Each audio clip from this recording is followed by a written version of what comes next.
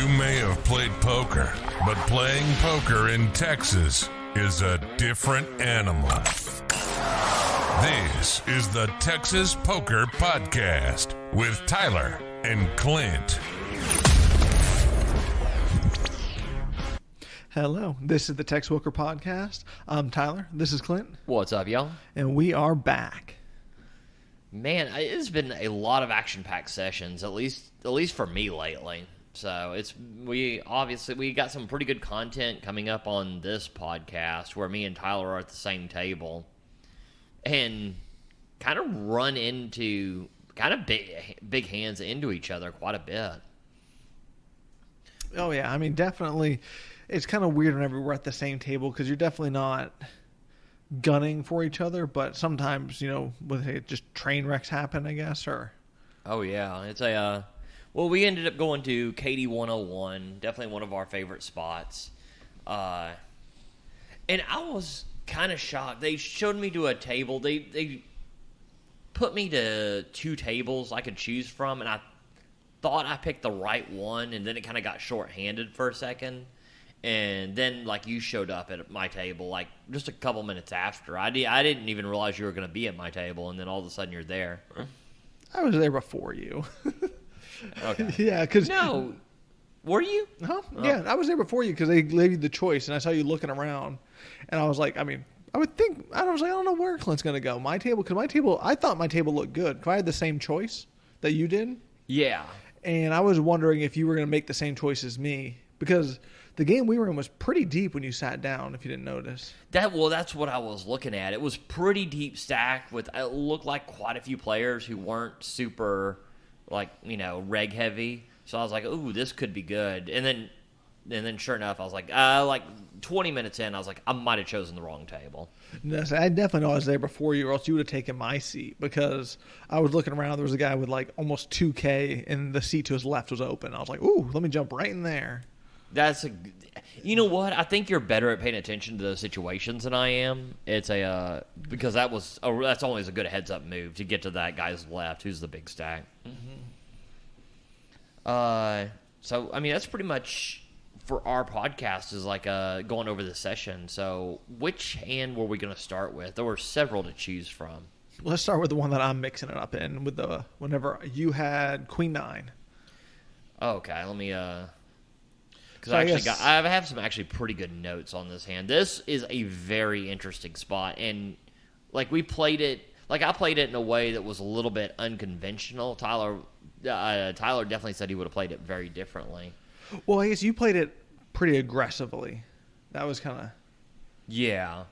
Right. Well, we both agreed that there's two ways to play it: aggressively and kind of more passive. And I would have taken the passive route, but.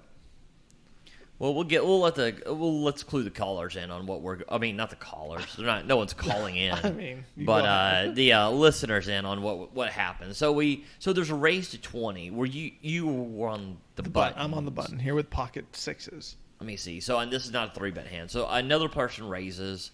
I have Queen 9 suited, Queen 9 of diamonds. I just call. You're in pretty late position here, right? Yeah, because I'm just 2 seats over to your right. Yep. So I call, and obviously, Tyler, you go ahead and make... obviously, this is an easy call for you with pocket sixes on the button, right? Set mining mission I'm on. Yeah, exactly. There's no reason to raise. You're never folding, especially getting already what's good odds. And we're all pretty damn deep, too. So the flop is gin for me. So I think. I have Queen 9 of diamonds. It is 5, 6, 8, 2 diamonds. So I flop a flush draw, 2 overs, and a gutter ball to a straight draw. Player bets 35. This, to me, was just a slam dunk raise. There's certain draws I'll just call and take my equity. On this, I'm hoping to go ahead and put as much pressure as I can with queen high. Sometimes I'll take it down, and then other times, when he does call, I'm almost, very rarely am I going to be 50-50 at least. So he bets 35. I end up raising to 105. And I pretty much figure that the hand is done until it gets back to him. So, what is your thoughts when it gets back when you see this action occur when it gets back to you? We're about to get the money all the way in. Is what I was thinking. But I wanted to raise, but I also wanted to keep that guy involved. And it's pretty draw heavy. And I think, remember back a few episodes ago, we were talking about how our 4-betting sizing has been kind of messed up. I've been at least I was just betting way too big on my 4-bet sizes. I mean, this is going to be kind of small, but it kind of works out. Right. So how much did you make it? You made it 105? I made it 105. So then I made it 115? 215. You made it exactly 215. Yeah. Because I was joking that it was a min raise, and you're like, it's not a min raise. Yeah, I had to go. I was like, I'm no chump. I'm not min raising anything. So I make it 215, and the other guy calls, and now you're back. Not in a great spot, but never folding with the odds given. So once it gets back to me, you make it 215, and the other guy. Now at this point, I think there's no way the other guy. I mean, I figure he's betting a lot of top pairs or stuff like that. He seemed to be someone who at least studies poker a little bit. So I kind of figure that he might be folding. He ends up making a cold calling you. I don't know if this is the right move. I'm getting incredible odds, though. Once you make this raise, I know my flush is good against you. Because, I mean, I think the only ways you're doing this is with, like, the nutted straight or a set. I don't think you'd play a draw. I mean, I definitely don't think you'd 4-bet a draw here. So I know my flush. I know the flush draw at the very minimum is good for you, and probably the straight draw, since I am blocking the straight. The 7-9 would be the obvious straight. The problem being is once the other guy calls, I think he does have nutted flushes a lot, but. As you said, I mean, with your raise was kind of a perfect sizing just to kind of draw me in.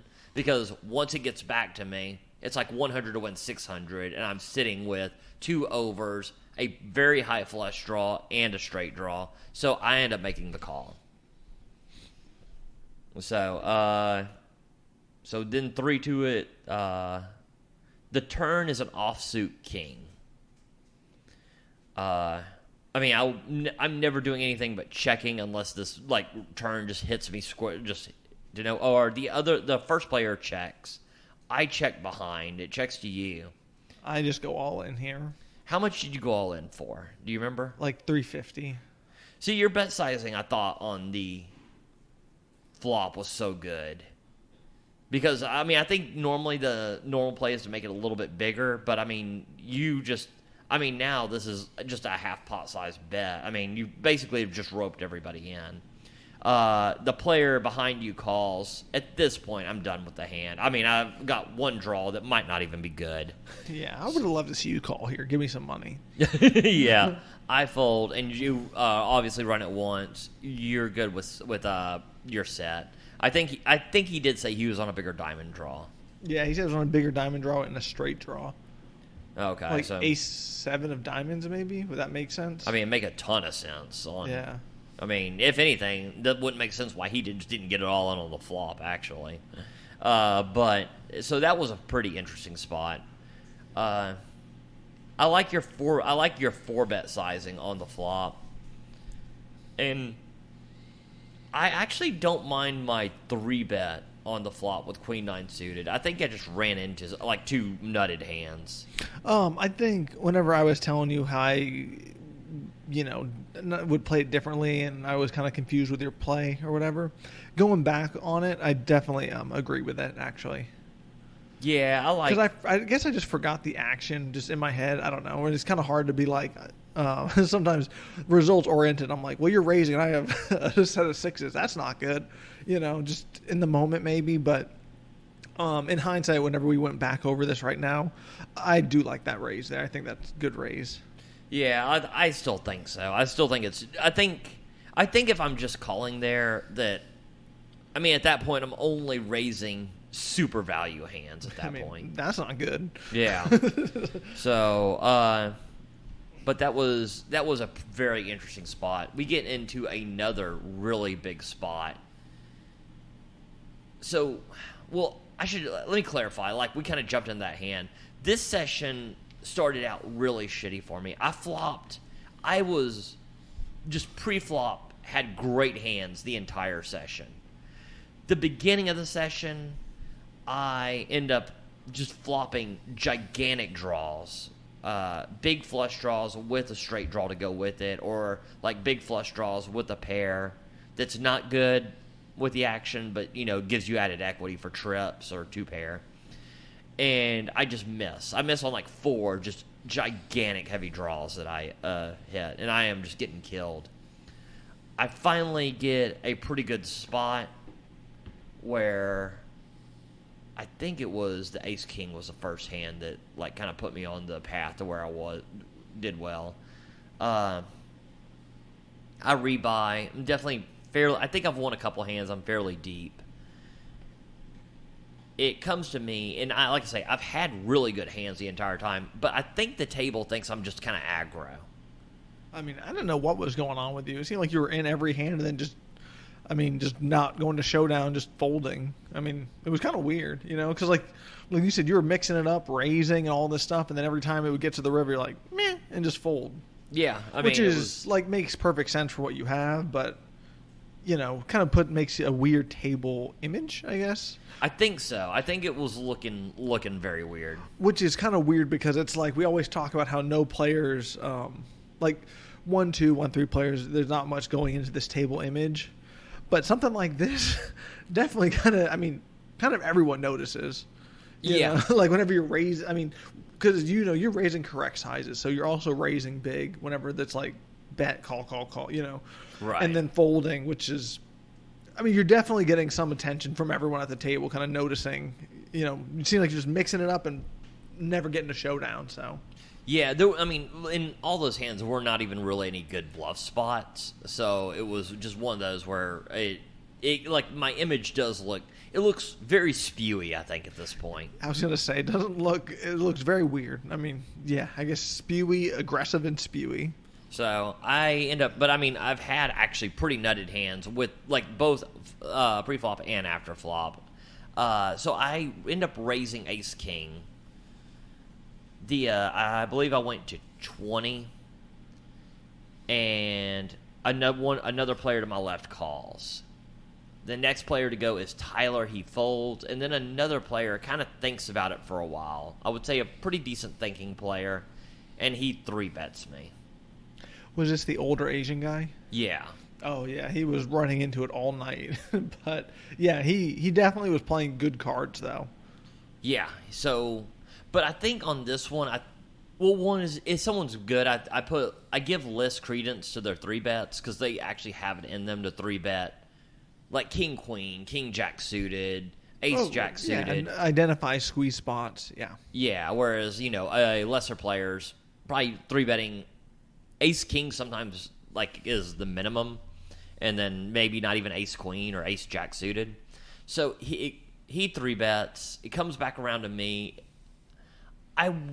Ace King is one of those that's going to normally be a 4-bet, and very much so when the player is a really good player and it's kind of a squeeze spot. So I take one chip, and his raise was like to 115, I believe. I have like 350 behind. I jam it all in.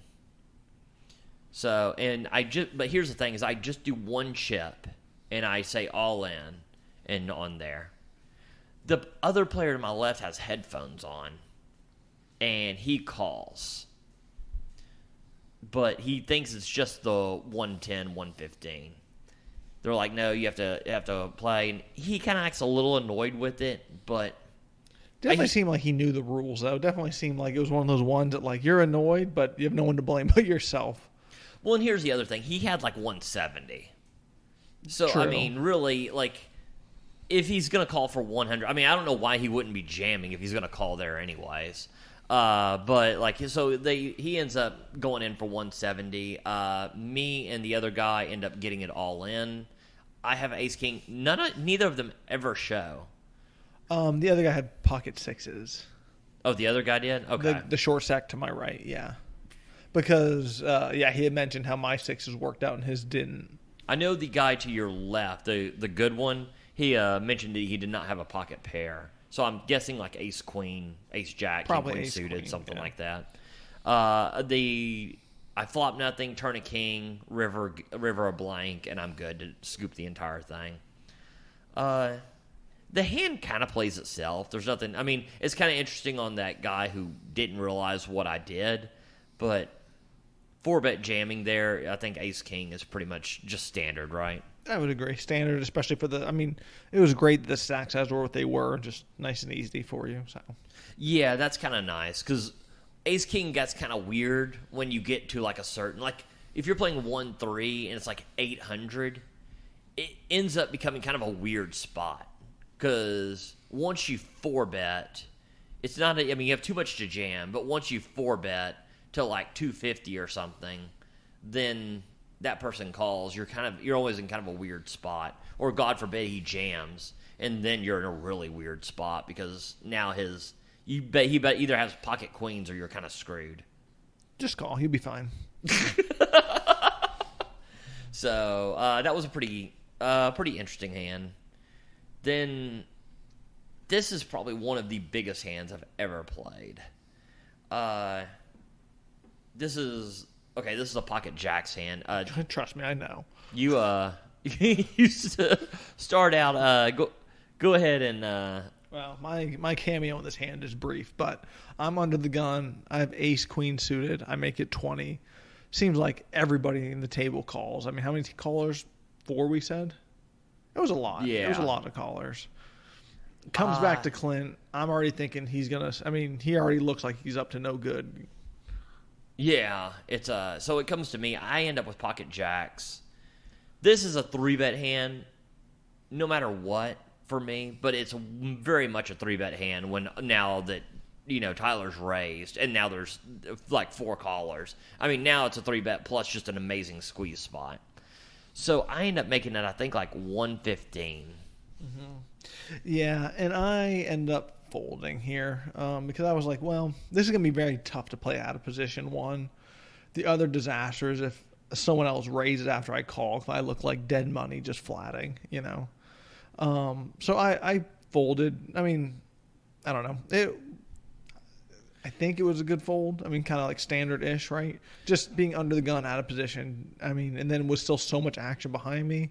And then even after the flop, it's going to be pretty dicey to play.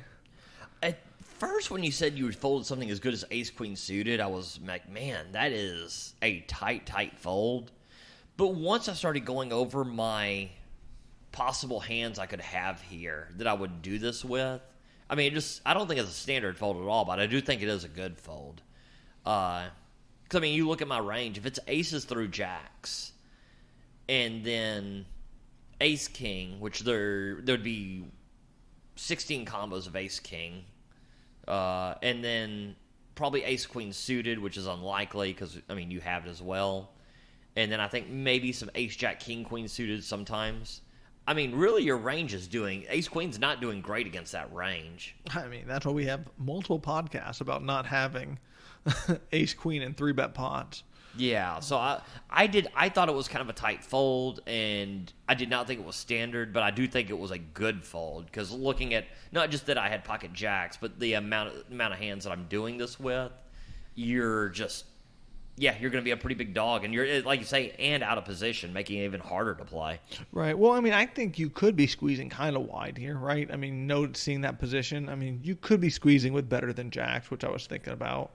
But being out of position and also action behind me really influenced me. I think you meant squeezing was worse than jacks. Yeah, if I said, yeah, sorry.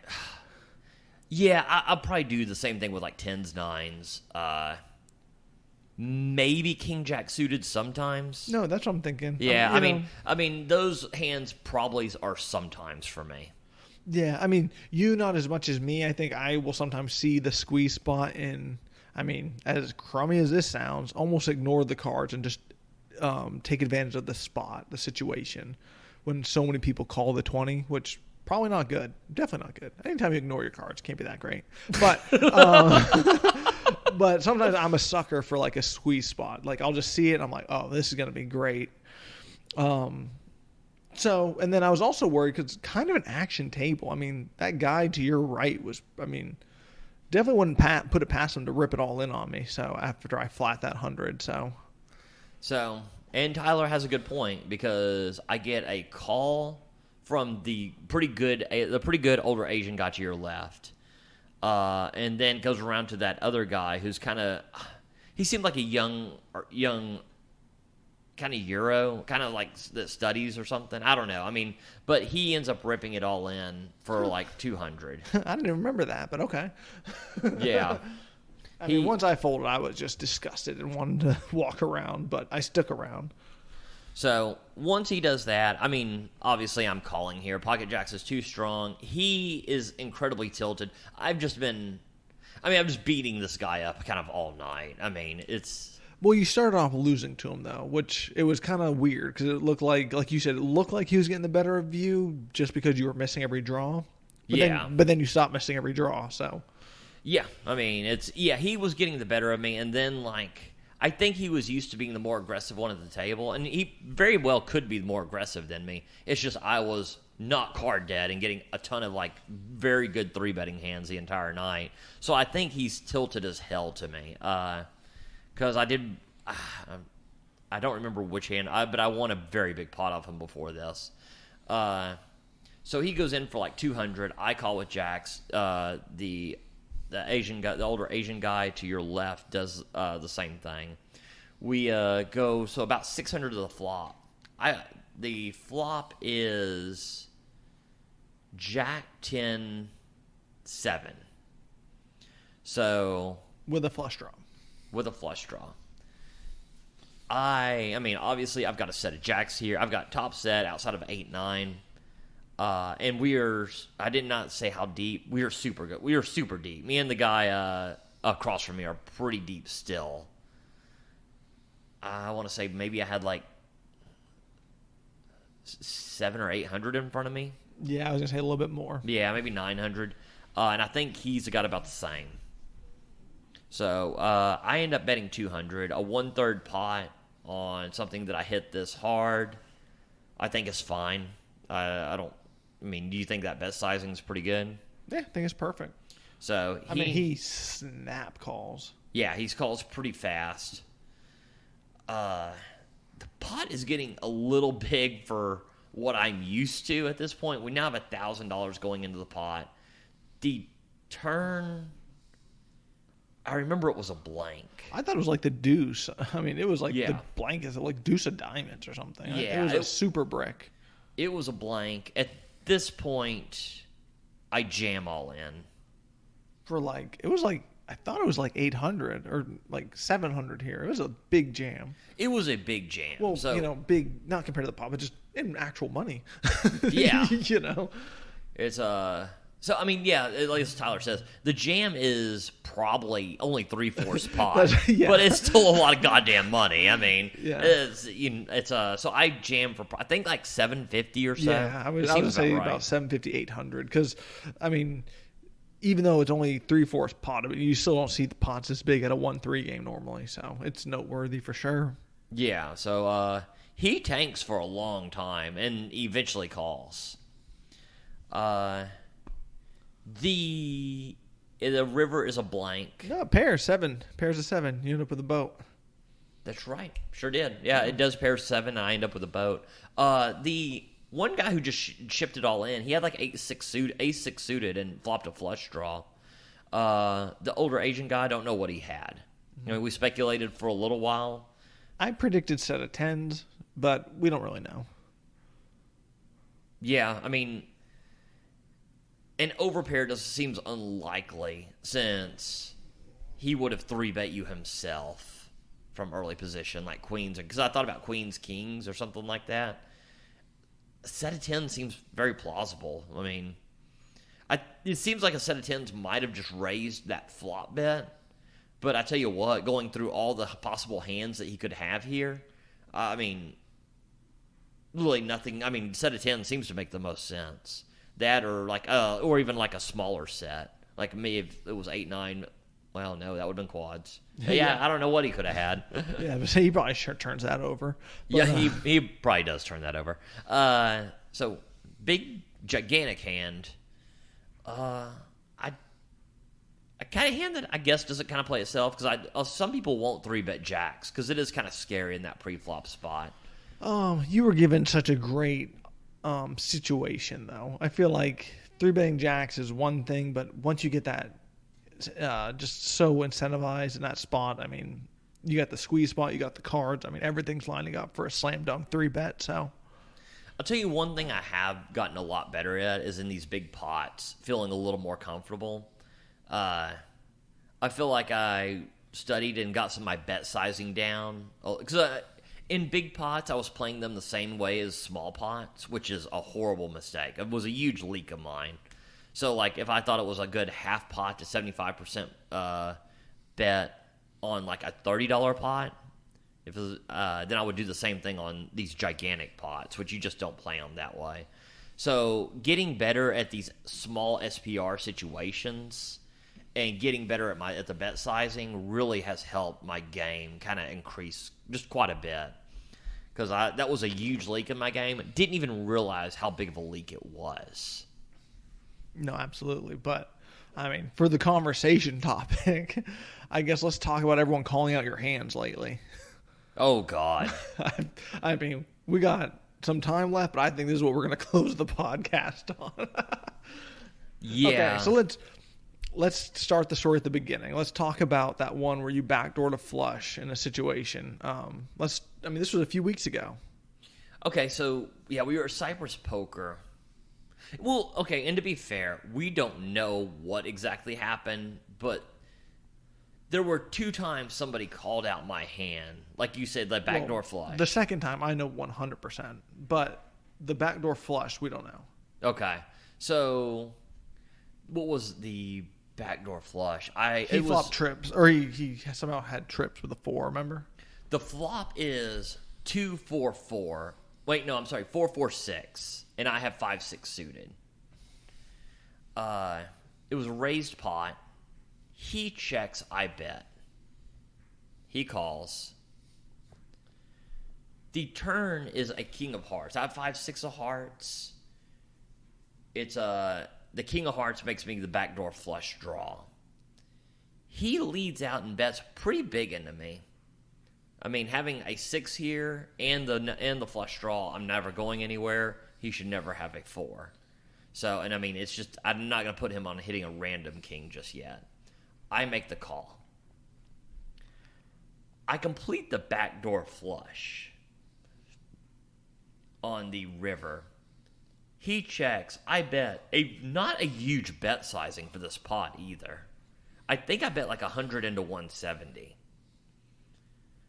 So he's like, I put you on a backdoor flush. A pair and a flush draw. And folds showing trip 4s to me. So very, very weird this is a super weird fold because I would have so many. I could have a ton of hands here show up with. I could have a pair with the ace of hearts. I could have just a ton of different things that would actually make for a good draws that just busted.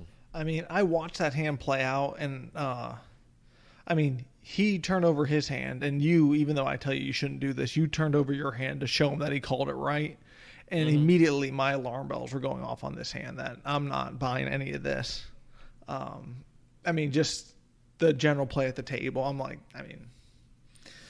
something is up. You know what I mean? That's kind of my thought in that one. But don't know for sure, but I'm at least suspicious. Me personally, on my side of the table. Okay. He does the same thing. Well, he doesn't show this hand, so he might have folded a lesser hand. He does call out aces when I have aces. I don't know if it was later or earlier on that hand or not. But Tyler came up with a theory that I did not realize. No. And then the Jack's hand happened. This is where I came up with the theory. Oh, okay. I thought you mentioned No, you definitely... I mean, I know... No, I mentioned it before as a suspicion. Okay. I was confirmed in the Jack's hand. Okay, in that gigantic Jack's hand, where I end up with a set of Jacks. The one we just covered. Pot. Yep. Yeah, the one we just covered.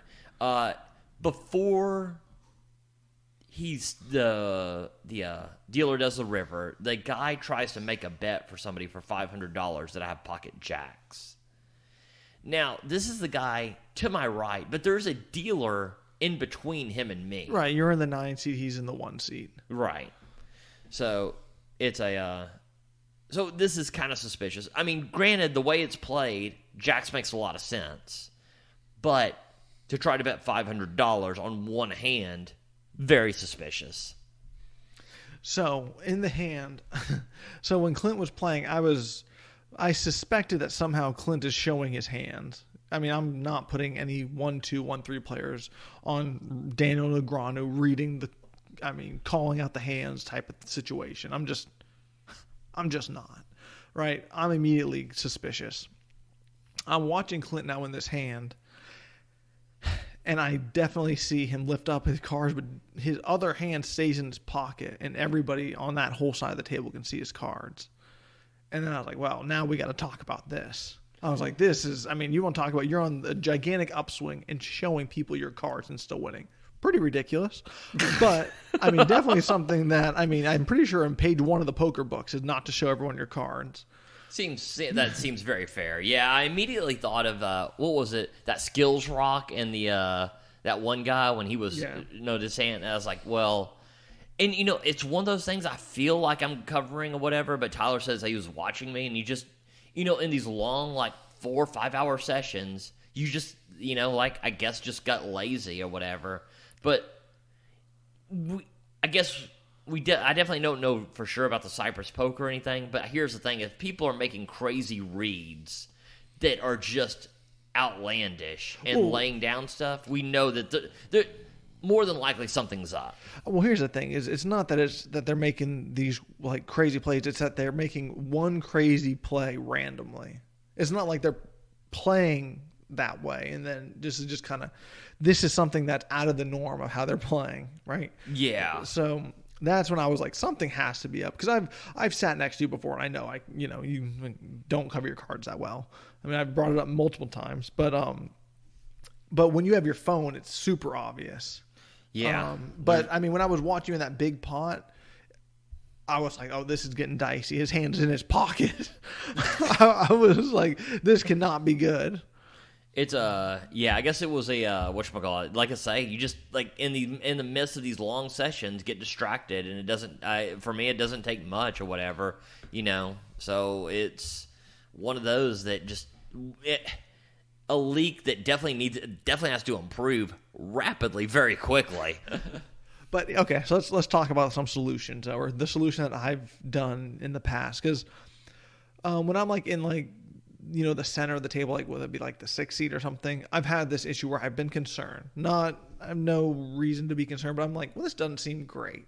Yeah. Right, just because sometimes it can be pretty cramped. What I do is I make a wall with my red chips on my right side to help cover up the cards, and that seems to resolve that issue right away. That was something I was doing. Because, this actually I heard after that, if anybody remembers, Skills Rock was this guy just throwing these crazy bluffs or whatever, and he could see the person's hand. I forget who the guy was that he could see, but Bart Hansen covered it in a podcast, and he was saying that that's how Garrett, when Garrett was playing, would do it, is kind of build that wall. And I did that for a while because I was like, that's a really good idea, and then just kind of stopped. So that's something I'm probably going to go back to, because you mentioned that, how you did it as well, and I'm like, well, this seems like, like I say, I got to do something a little bit better. Well, I think just consciously thinking about it will help. Me at least being able to watch you at the table and be like, this is a disaster. I can literally watch people see your cards. God. I'm like, this is a disaster. So at least you have me to be like, hey, this is something you should probably work on.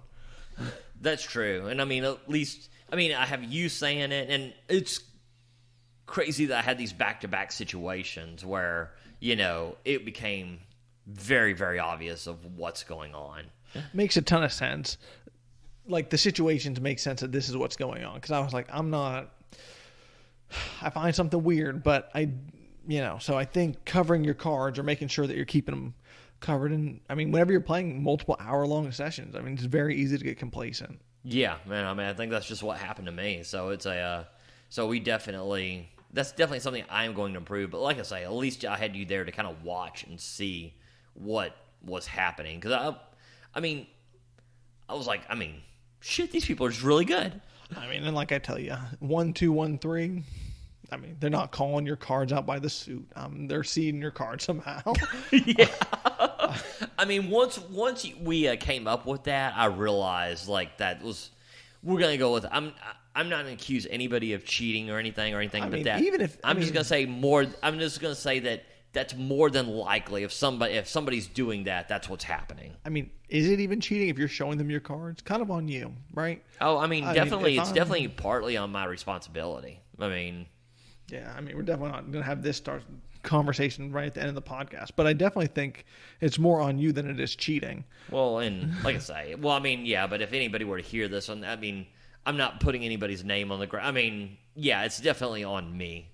Yeah, and the good news is, super easy fix. Yeah, that's a good point. It's not like a hard leak to fix. It's just a matter of paying attention. Yeah, but, should be easy to fix. We'll see what it turns into. No shit. I know like 8 days later, Clint gets stacked when somebody's soul reads him again. Well, no, you're already on the upswing, so I just imagine this will just be jet fuel to that. So that's true. Yeah, it's been a good 2 weeks for me, without a doubt. I'm not gonna complain. Well, I guess on that note, this concludes the Texas Poker Podcast. Talk to you next week. That was the Texas Poker Podcast. Go ahead and rack up, add time, and we'll see you next week.